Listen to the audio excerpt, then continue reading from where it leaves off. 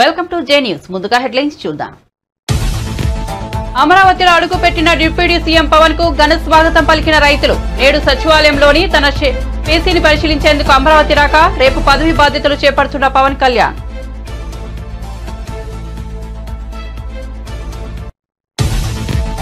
సమాజం చాలా వేగంగా అధునాతన టెక్నాలజీ వైపు దూసుకువెళ్తోందన్న రేవంత్ రెడ్డి. యువతకు ఉపాధి అవకాశాలు కల్పించడమే తమ లక్ష్యమని స్పష్టీకరణ. మారిన పరిస్థితులకు అనుగుణంగా ఏటీసీలు ఏర్పాటు చేసినట్లు వెల్లడి. ఈవీఎంల బదులు బ్యాలెట్ వాడాలన్న వైసీపీ అధినేత. అభివృద్ధి చెందిన దేశాలు ఎన్నికల్లో బ్యాలెట్ నే వాడుతున్నాయన్న జగన్. మనం కూడా అదే దిశగా పయనించాలని వ్యాఖ్య.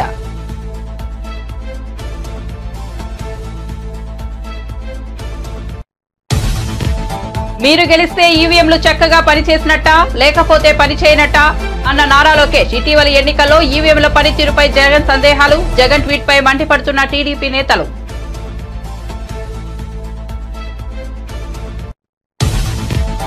ఈవీఎంలపై అనుమానం వ్యక్తం చేస్తూ జగన్ ట్వీట్. జగన్ కమాన్ రాజీనామా చేయి, బ్యాలెట్ పేపర్లతోనే ఎన్నికలకు వెళ్దామన్న బుద్ధా వెంకన్న సవాల్. బ్యాలెట్ పద్ధతిలోనే ఉప ఎన్నిక నిర్వహించాలని ఈసీని కోరుదామన్న నేత.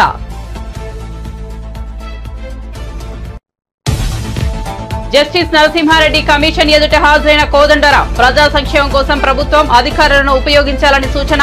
అభివృద్ధి అంటే ఒకరిద్దరికి లాభం చేయడం కాదని వ్యాఖ్య.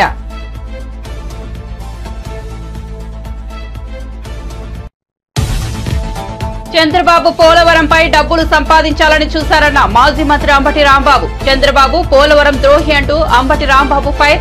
ఇప్పటికైనా చంద్రబాబు చేసిన తప్పులను గుర్తించాలని హితవు.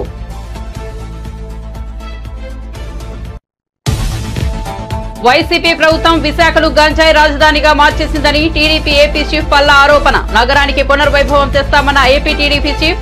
గంజాయి నిర్మూలనకు కార్యాచరణ సిద్ధం చేస్తున్నట్లు వెల్లడి. ఇక వార్త వివరాల్లోకి వెళ్తే ఏపీ సచివాలయానికి చేరుకున్నారు జనసేన అధినేత డిప్యూటీ సీఎం పవన్ కళ్యాణ్. ఆయన సచివాలయానికి చేరుకున్న వెంటనే సెక్రటరీలు, పోలీసు ఉన్నతాధికారులు ఘన స్వాగతం పలికారు. సచివాలయంలో అడుగు పెట్టిన వెంటనే పోలీసుల గౌరవ వందనం స్వీకరించారు. ఆ తర్వాత సచివాలయంలోని తన ఛాంబర్ను పరిశీలించారు. ఇదిలా ఉంటే గన్నవరం ఎయిర్పోర్ట్ నుంచి అమరావతి మీదుగా సచివాలయానికి చేరుకునే మార్గం మొత్తం అభిమానులు ప్రత్యేక ఏర్పాట్లు చేశారు. వెంకటాయపాలెం సీడ్ యాక్సిస్ రోడ్లో డిప్యూటీ సీఎం పవన్ కు ఘన స్వాగతం పలికేందుకు భారీ ఏర్పాట్లు చేశారు అభిమానులు. ఆయన వచ్చే మార్గం మొత్తం పూలబాట పరిచారు. దారి పొడవునా రైతులు, కూటమి నేతలు, జన సైనికులు, వీర మహిళలు పూలు జల్లుతూ స్వాగతం పలికారు. కొందరు పవన్ వీరాభిమానులు పవన్ కోసం ప్రత్యేకంగా భారీ గజమాలను సిద్ధం చేశారు.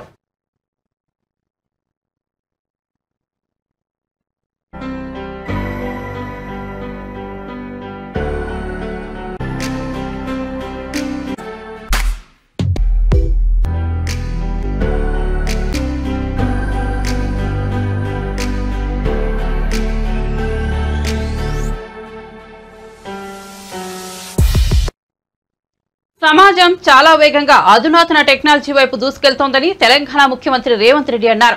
మల్లేపల్లి ఐటీఐలో అడ్వాన్స్ ట్రైనింగ్ సెంటర్లకు ముఖ్యమంత్రి శంకుస్థాపన చేశారు. ఈ సందర్భంగా మాట్లాడుతూ యువతకు ఉపాధి అవకాశాలు కల్పించడమే తమ లక్ష్యమన్నారు. ప్రపంచ అవసరాలకు సరితూగేలా శిక్షణా కేంద్రాలు ఏర్పాటు చేసినట్టు చెప్పారు.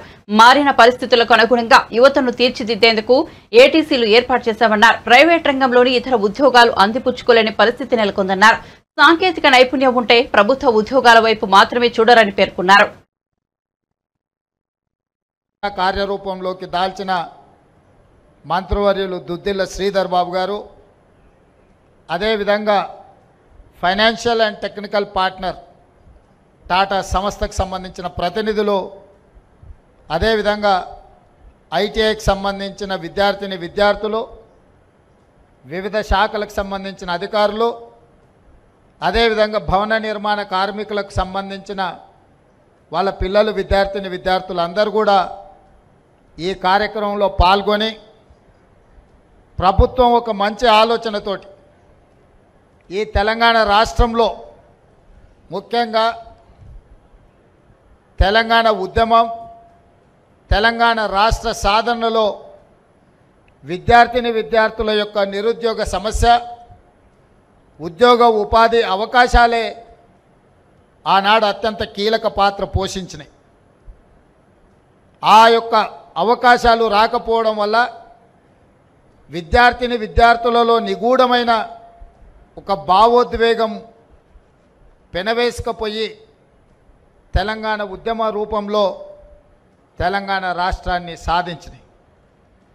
తెలంగాణ రాష్ట్రాన్ని సాధించిన యువతీ యువకులకు, విద్యార్థి నిరుద్యోగులకు ఉద్యోగ ఉపాధి అవకాశాలు కల్పించడమే మా ప్రభుత్వం యొక్క లక్ష్యము, మా ప్రభుత్వం యొక్క లక్ష్యము.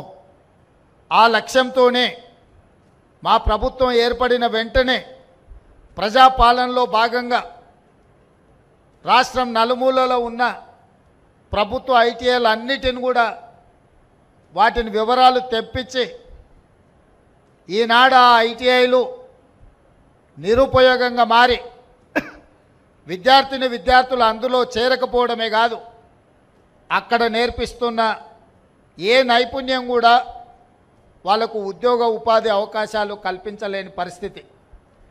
సమాజం అధునాతనమైన టెక్నాలజీ వైపు వేగంగా పరిగెడుతుంటే ఇంకా 40-50 సంవత్సరాల క్రితం మొదలుపెట్టిన విధానాలనే మనము విద్య రూపంలో, సాంకేతిక నైపుణ్య రూపంలో వాళ్ళకి నేర్పిస్తే వాళ్ళు అది నేర్చుకొని సర్టిఫికెట్ తీసుకొని ప్రపంచంతో పోటీ పడడానికి వస్తే వాళ్ళు నేర్చుకున్న నైపుణ్యం అంతా అసలు ఏమాత్రం ఈ కాలానికి సరిపోకుండా అవుట్ ఆఫ్ సిలబస్ అయిపోయి, అవుట్ ఆఫ్ ఫోకస్ అయిపోయే పరిస్థితి ఉంది.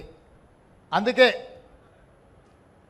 విద్యార్థులు, నిరుద్యోగ యువకుల యొక్క ఆలోచన తెలిసిన వాడిగా మిమ్మల్ని అందరినీ మా కుటుంబ సభ్యులుగా భావించి, మా తమ్ముల్లో మా చెల్లెల్లో ఒకవేళ ఉద్యోగ ఉపాధి అవకాశాలు లేకపోతే కుటుంబ సభ్యుడిగా, కుటుంబ పెద్దగా వాళ్ళకి ఎలాంటి నైపుణ్యాన్ని నేర్పించాలి, వాళ్ళకి ఎలాంటి ఉద్యోగ ఉపాధి అవకాశాలు కల్పించాలన్న ఆలోచన చేసి అధికారులతో సంప్రదించి మనసు పెట్టి చేసిన ఆలోచననే ఈనాడు ఏర్పాటు చేసిన ఏటీసీలో అడ్వాన్స్డ్ టెక్నాలజీ సెంటర్స్ అని చెప్పి నేను ఈ సందర్భంగా గర్వంగా నేను చెప్పదలుచుకున్నాను.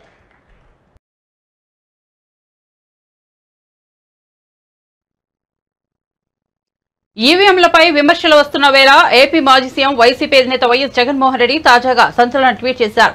ఇప్పటి వరకు జగన్ ఎప్పుడూ నేరుగా ఈవీఎంలను టార్గెట్ చేయలేదు, అనుమానాలు కూడా వ్యక్తం చేయలేదు. కానీ తొలిసారి ఆయన ఈవీఎంల గురించి సంచలన ట్వీట్ చేశారు. ఈవీఎంలపై నమ్మకం సన్నగిల్లుతున్న వేళ పేపర్ బ్యాలెట్ ఉపయోగించడం మంచిదని ఆయన తన ట్వీట్లో పేర్కొన్నారు.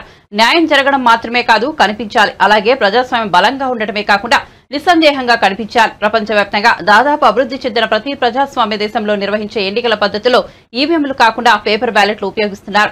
మన ప్రజాస్వామ్య నిజమైన స్ఫూర్తి నిలబెట్టుకోవడంలో మనం కూడా అదే దిశగా పయనించాలని జగన్ ట్వీట్ చేశారు. కాగా ఈవీఎంలను హ్యాక్ చేయొచ్చంటూ టెక్నాలజీ దిగ్గజం ఎలాన్ మస్క్ తాజాగా వ్యాఖ్యానించిన నేపథ్యంలో ఈవీఎంలపై చర్చ జరుగుతున్న వేళ జగన్ చేసిన ఈ ట్వీట్ ఇప్పుడు చర్చనీయాంశమవుతోంది.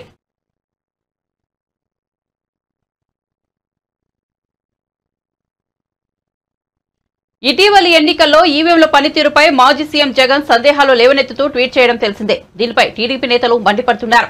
2019 ఎన్నికలప్పుడు ఈవీఎంల పనితీరు బేష్ అంటూ జగన్ చేసిన వ్యాఖ్యల వీడియోను టీడీపీ నేతలు షేర్ చేస్తూ వైసీపీ తీరును ఎండగడుతున్నారు.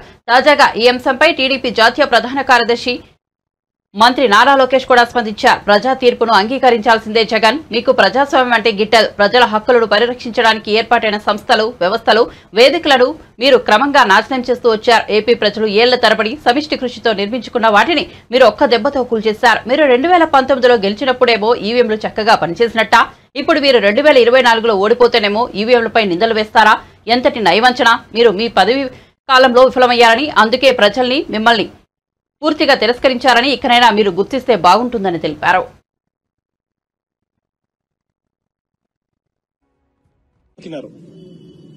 బటన్ నొక్కిన తర్వాత వాళ్ళు ఏ పార్టీకి ఓటేశారని వీవీప్యాట్ లో వాళ్ళకి కనిపిస్తా ఉంది. ఈవీఎంలపై జగన్ చేసిన వ్యాఖ్యలపై టీడీపీ నేతలు ఒక్కొక్కరిగా విరుచుకుపడుతున్నారు. జగన్ కు ఏమాత్రం దమ్ము ధైర్యం ఉన్నా వెంటనే ఎమ్మెల్యే పదవికి రాజీనామా చేసి ఉప ఎన్నికకు రావాలని టీడీపీ నేత బుద్ధా వెంకన్న సవాల్ విసిరారు. బ్యాలెట్ విధానంలోనే ఉప ఎన్నిక పెట్టాలని ఈసీని కోరదామని పేర్కొన్నారు. ఉప ఎన్నిక అంటూ జరిగితే ఇప్పుడు వచ్చినంత మెజార్టీ కూడా రాదని పేర్కొన్నారు. పులివెందుల ప్రజలే జగన్ను ఓడిస్తారని చెప్పారు. ఆయన ఇక్కడైనా చిలక జోష్యాలు చెప్పడం మానుకోవాలని వెంకన్న హితవు పలికారు. ఈ ఎన్నికల్లో వైసీపీ ఘోర పరాజయం పాలైంది. కేవలం 11 సీట్లలోనే విజయం సాధించింది. అప్పటి నుంచి వైసీపీ నేతలు ఈవీఎంలపై తీవ్ర ఆరోపణలు చేస్తుండగా తాజాగా టెక్ దిగ్గజం ఎలాన్ మస్క్ ఈవీఎంలను హ్యాక్ చేయవచ్చంటూ వ్యాఖ్యానించిన నేపథ్యంలో జగన్ ఈవీఎంలపై అనుమానం వ్యక్తం చేస్తూ ట్వీట్ చేశారు.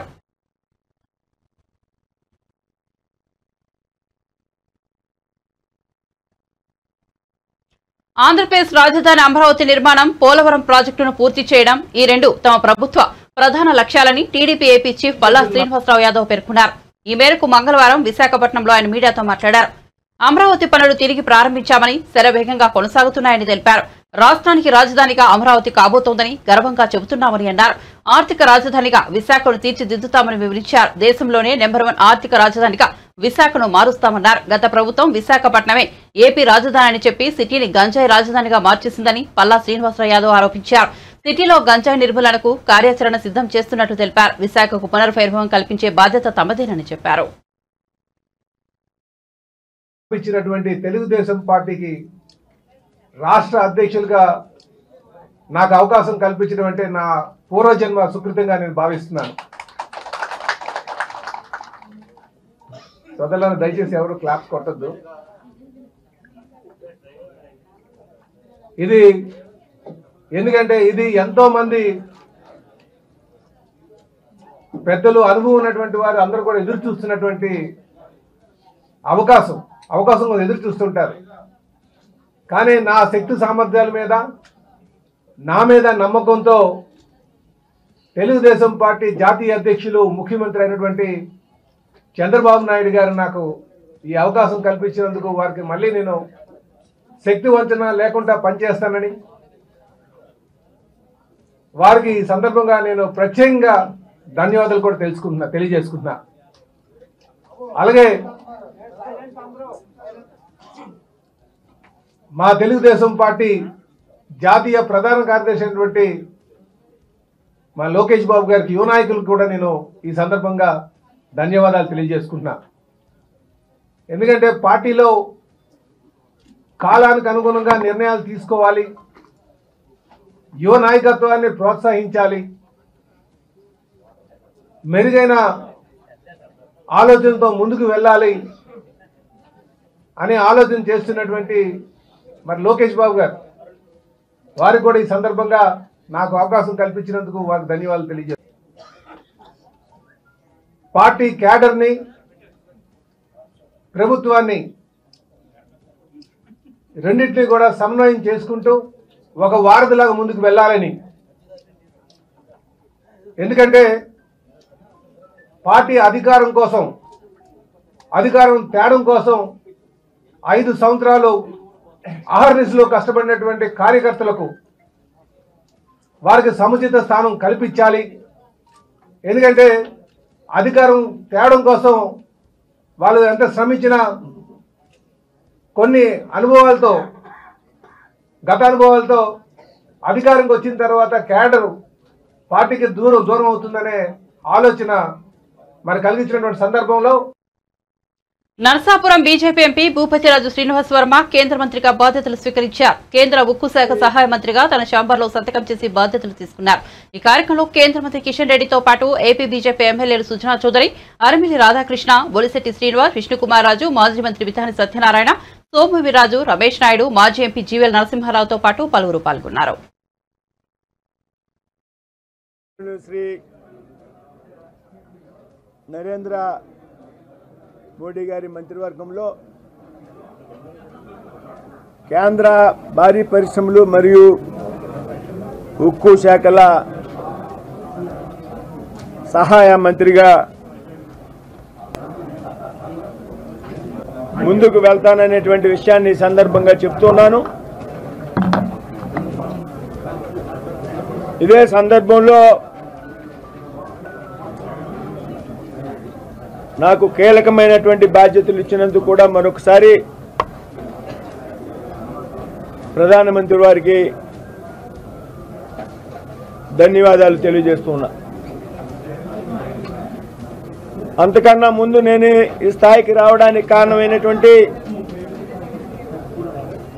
భారతీయ జనతా పార్టీ రాష్ట్ర జాతీయ నాయకత్వానికి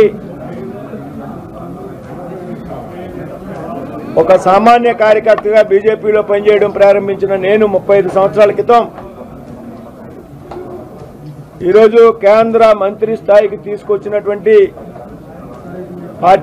పార్టీలో ఉన్నటువంటి నాయకులందరికీ కూడా పేరు పేరున హృదయపూర్వక ధన్యవాదాలు తెలియజేస్తున్నా. ఇవాళ నాకు కేటాయించినటువంటి శాఖల యొక్క బాధ్యతలు తీసుకున్నాను. రాబోయేటువంటి రోజుల్లో అతి తక్కువ సమయంలో ఈ శాఖల మీద పూర్తి అవగాహన పెంచుకుని ఈ 2 శాఖలకు కూడా మంచి పేరు వచ్చే విధంగా, అదేవిధంగా ప్రభుత్వ పాలసీ ఏదైతే ఉందో ఆ ప్రభుత్వ పాలసీలకు అనుగుణంగా కొత్తగా పరిశ్రమలు స్థాపించడానికి ముందుకు వచ్చేటువంటి వ్యక్తులను కానీ సంస్థలను కానీ పెద్ద ఎత్తున ప్రోత్సహించడం జరుగుతుందని ఈ సందర్భంగా చెప్తూ ఉన్నా.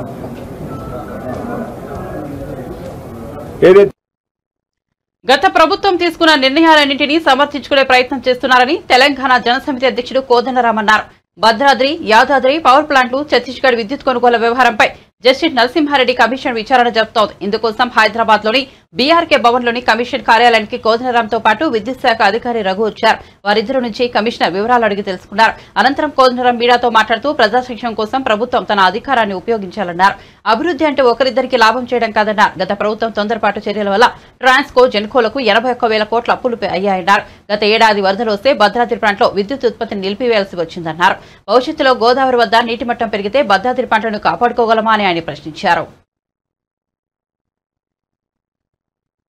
4,000 మెగావాట్లు అదనంగా, అది కాక రాష్ట్ర ప్రభుత్వం కూడా తాను కొత్త థర్మల్ పవర్ స్టేషన్స్, అదేవిధంగా ఎలక్ట్రిసిటీ మనం ఉత్పత్తి కూడా మనం రాష్ట్ర ప్రభుత్వం కూడా జాగ్రత్తలు తీసుకుంటూనే ఈలోగా జాతీయ స్థాయిలో కావలసినంత ఉత్పత్తి కరెంటు ఉంది.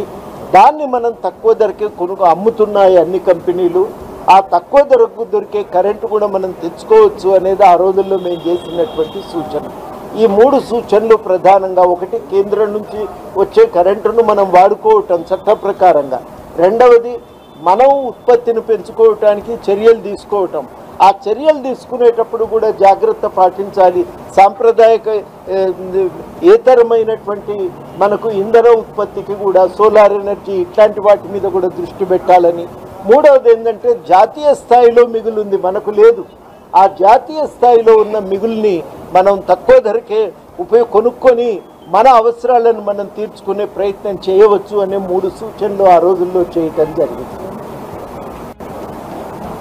మీరు అన్నారు కమిషన్ ఆఫ్ ఎంక్వైరీ వేయవచ్చునా అని. ఇంతకుముందు ఒక ప్రశ్న, మీరు కమిషన్ ఆఫ్ ఎంక్వైరీ వేయటానికి ఇది ఆటంకం అనేది కానే కాదు. వాళ్ళు కమిషన్ ఆఫ్ ఎంక్వైరీ తీర్పు మీద అప్పీలేట్ ట్రిబ్యునల్ కాదు, ఇది అప్పీలేట్ ట్రిబ్యునల్ కాదు. మొత్తంగానే విద్యుత్ రంగానికి సంబంధించిన నిర్ణయాలను తీసుకునే విషయంలో ప్రభుత్వం చట్టపరంగా వ్యవహరించిందా లేదా, న్యాయసమ్మతంగా వ్యవహరించిందా లేదా అనేదే ఇవాళ చాలా కీలకమైనటువంటి ప్రశ్న. ఆ ప్రశ్నకు కావలసిన సమాచారం రాబట్టుకునేటువంటి ప్రయత్నం ప్రభుత్వం చేస్తూ దానికోసమే వాళ్ళు కమిషన్ ఆఫ్ ఎంక్వైరీని వేశారు. కాబట్టి ఉన్న పరిస్థితులను సమీక్షించి నిర్ణయాలకు సంబంధించి వాళ్ళ అభిప్రాయాలను తెలియజెప్పటమే కానీ ఇది ఇంకొక ట్రిబ్యునల్ మీద వాళ్ళు వ్యక్తం చేస్తున్నటువంటి నిర్ణయం కాదు. ఇది పోలవరంపై సీఎం చంద్రబాబు వ్యాఖ్యలను తప్పుబట్టారు. మాజీ నీటిపారుదల శాఖ మంత్రి అంబటి రాంబాబు ఏజెన్సీలు మార్చడం వల్లే పోలవరం ఆలస్యం అయిందనడం సరికాదన్నారు. తాడేపల్లిలోని వైఎస్ఆర్సీపీ కేంద్ర కార్యాలయంలో మీడియా సమావేశం నిర్వహించారు. ఈ సందర్భంగా సీఎం చంద్రబాబు పోలవరంపై చేసిన అసత్య ఆరోపణలను తిప్పికొట్టారు. నది డైవర్షన్స్ చేయకుండానే గత ప్రభుత్వం కాపర్ డ్యాం నిర్మించడం తప్పని చెప్పారు. ఆ తప్పు జరగకపోయి ఉంటే ఈ పాటికి పోలవరం పూర్తయ్యేదేమోనని తన అభిప్రాయాన్ని వ్యక్తం చేశారు. ఇప్పుడు మీడియా ముందుకు వచ్చి పోలవరం ప్రాజెక్టు పనులు ఎప్పుడు పూర్తవుతాయో చెప్పలేని పరిస్థితి అనడం సరికాదన్నారు. పోలవరంపై సీఎం చంద్రబాబు వాస్తవాలు చెబుతున్నారన్నారు. అలాగే దుర్మార్గపు ప్రచారాలు చేస్తున్నారని ఖండించారు. జగన్ సీఎంగా ఉన్నప్పుడు తప్పు జరిగిందా లేక చంద్రబాబు నాయుడు ముఖ్యమంత్రిగా ఉన్న కాలంలో తప్పు జరిగిందా అనేది పూర్తిగా ఇరిగేషన్ శాఖపై అవగాహన ఉన్న వారికి అర్థమవుతుందన్నారు. జగన్ ప్రభుత్వంలో పోలవరం ప్రాజెక్టు పనులు వేగవంతంగా పూర్తి చేశామని మనస్ఫూర్తిగా చెబుతున్నానన్నారు. ఈరోజు ఈ పత్రికా సమావేశం పెట్టడానికి ప్రధానమైనటువంటి కారణం అవసరం ఏర్పడింది. ముఖ్యంగా కూటమి అధికారంలోకి వచ్చి చంద్రబాబు నాయుడు గారు ముఖ్యమంత్రిగా ప్రమాణ స్వీకారం చేసిన తర్వాత 5 రోజులకి పోలవరాన్ని సందర్శించి అక్కడి నుంచి కొన్ని మాటలు మాట్లాడారు. ఆ మాటలన్నీ కూడా అవాస్తవాలు, పచ్చి అబద్ధాలు. వాటికి మాజీ ఇరిగేషన్ మంత్రిగా,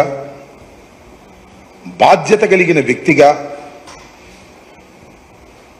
మా వర్షాన్ని ప్రజలకు వినిపించవలసినటువంటి బాధ్యత మాకుంది. చరిత్రలో అవాస్తవాలు వాస్తవాలు కావు, వాస్తవాలు అవాస్తవాలు కావు. చరిత్ర పద్దాన్ని గమనిస్తూనే ఉంటుంది.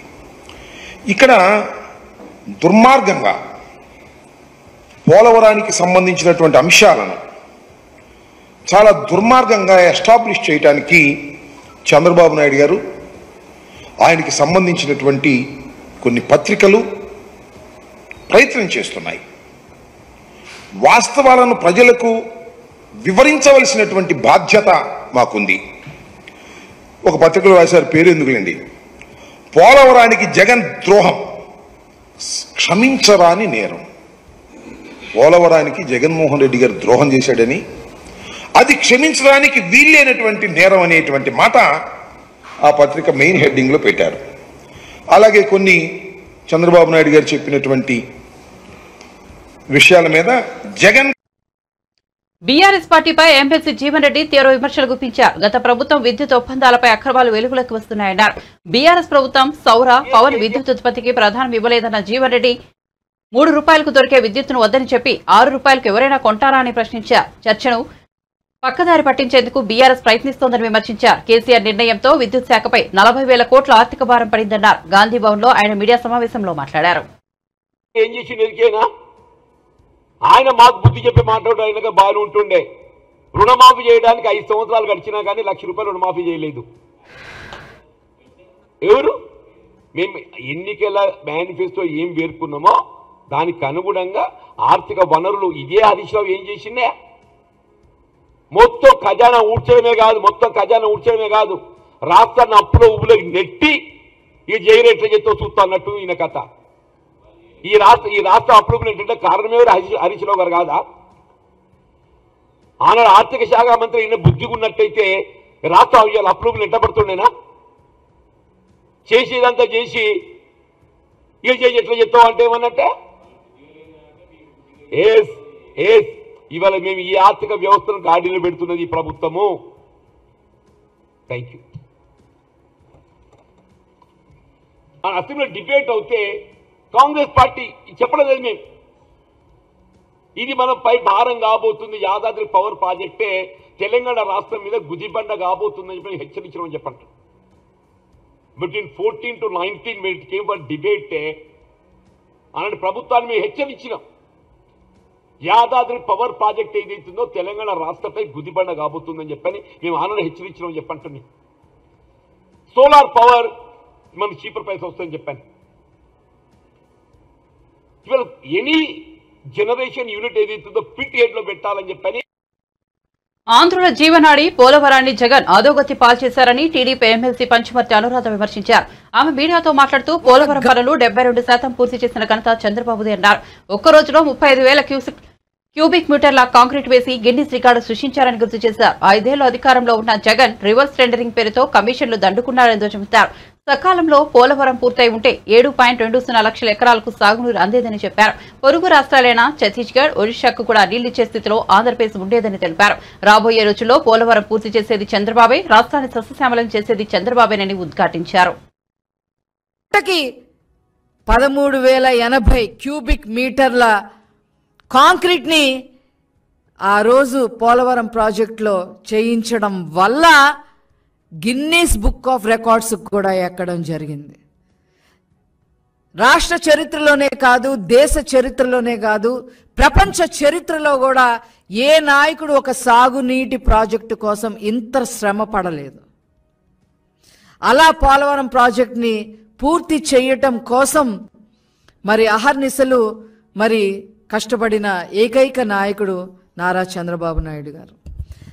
72% పూర్తి చేశారు. ఆ తర్వాత వచ్చాడమ్మా ఈ రాష్ట్రాన్ని రాజపీను కన్నా హీనంగా పీకు తినటానికి ముఖ్యమంత్రి అయ్యారు. ఒక్క ఛాన్స్ పేరుతో పొర్రపాటున గెలిచాడు.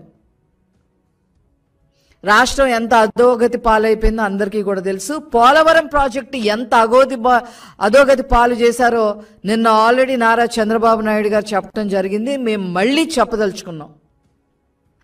72% పూర్తి చేసిన ప్రాజెక్టుని కేవలం ఇంకొక 28% పూర్తి చేస్తే ఎన్ని ప్రయోజనాలు కలిగేవో ఆ రాష్ట్ర ముఖ్యమంత్రిగా ఉన్న అప్పటి రాష్ట్ర ముఖ్యమంత్రిగా ఉన్న జగన్మోహన్ రెడ్డికి తెలీదా అని చెప్పి ఈ సందర్భంగా అడుగుతా ఉన్నాం. ఏ రకంగా అయితే రాజధాని నాశనం చేశాడో అదే విధంగా రివర్స్ టెండరింగ్ పేరుతో కాలయాపనలు చేసి 20లో పూర్తి చేస్తాం, 21లో పూర్తి అయిపోతుంది, 22లో పూర్తి అయిపోతుంది, 23 పూర్తి అయిపోతుంది, ఇంకేముంది అని చెప్పి అక్కడ ఒక పనికి మాలిన మంత్రుల్ని, ఒకడు ఆ అనిల్ కుమార్ యాదవ్, ఆ తర్వాత అంబటి రాంబాబు, ఈరోజు కూడా మళ్ళీ రెండింటికి ఏదో ప్రెస్ మీట్ పెట్టడానికి ఫ్రమ్ వాళ్ళని నాశనం చేసి పెట్టి స్పిల్వే వర్క్స్లన్నీ నాశనం చేసి పెట్టి భ్రష్టు పట్టించేసి చివరికి ఆ ప్రాంతం మొత్తం కూడా ముంపులోకి గురయ్యే విధంగా జిల్లాలు మునిగిపోయే విధంగా నాశనం చేశారు ఈ జగన్మోహన్ రెడ్డి ప్రభుత్వం. ఏంటి ముసుముసు నవ్వులతో ఈ జగన్మోహన్ రెడ్డి ప్రభుత్వం ఏం చేశారు? అక్కడ కేసీఆర్ 1 మీటర్ తగ్గించవయ్యా, 145 మీటర్లకు గాను 1 మీటర్ తగ్గించవయ్యా అంటే ఈయన ఏకంగా 4 మీటర్లు తగ్గించేశారు. అందుకనే పోలవరంలో మీ పార్టీ మునిగిపోయింది, అక్కడ కేసీఆర్ ప్రభుత్వం కాళేశ్వరంలో మునిగిపోయిందని చెప్ప. బులెటిన్ ముగించే ముందు హెడ్లైన్స్ మరోసారి చూద్దాం. అమరావతిలో అడుగుపెట్టిన డిప్యూటీ సీఎం పవన్ కు ఘన స్వాగతం పలికిన రైతులు. నేడు సచివాలయంలోని తన పేషీని పరిశీలించేందుకు అమరావతికి రాక రేపు పదవి బాధ్యతలు చేపడుతున్న పవన్ కళ్యాణ్.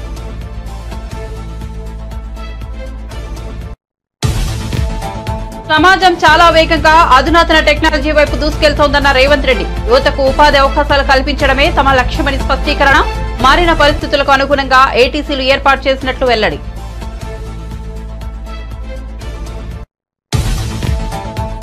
ఈవీఎంల బదులు బ్యాలెట్లు వాడాలన్న వైసీపీ అధినేత. అభివృద్ధి చెందిన దేశాలు ఎన్నికల్లో బ్యాలెట్ నే వాడుతున్నాయన్న జగన్. మనం కూడా అదే దిశగా పయనించాలని వ్యాఖ్య.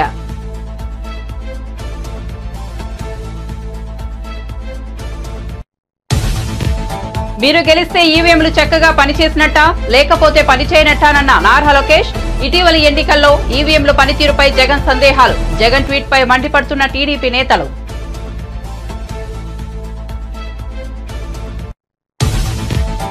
ఈవీఎంలపై అనుమానం వ్యక్తం చేస్తూ జగన్ ట్వీట్. జగన్ కమాన్ రాజీనామా చేయి, బ్యాలెట్ల పేపర్లతోనే ఎన్నికలకు వెళ్తామన్న బుద్ధా వెంకన్న సవాల్. బ్యాలెట్ పద్ధతిలోనే ఉప ఎన్నిక నిర్వహించాలని ఈసీని కోరుదామన్న నేత.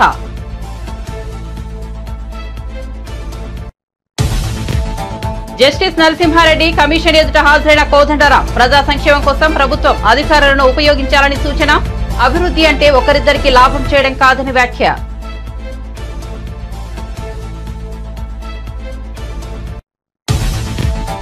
చంద్రబాబు పోలవరంపై డబ్బులు సంపాదించాలని చూశారన్న మాజీ మంత్రి అంబటి రాంబాబు. చంద్రబాబు పోలవరం ద్రోహి అంటూ ఫైర్. ఇప్పటికైనా చంద్రబాబు చేసిన తప్పులను గుర్తించాలని హితవు.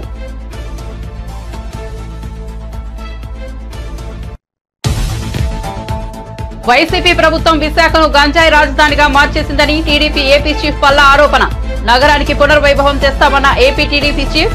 గంజాయి నిర్మూలనకు కార్యాచరణ సిద్ధం చేస్తున్నట్లు వెల్లడి. మరిన్ని అప్డేట్స్ కోసం చూస్తూనే ఉండండి జే న్యూస్.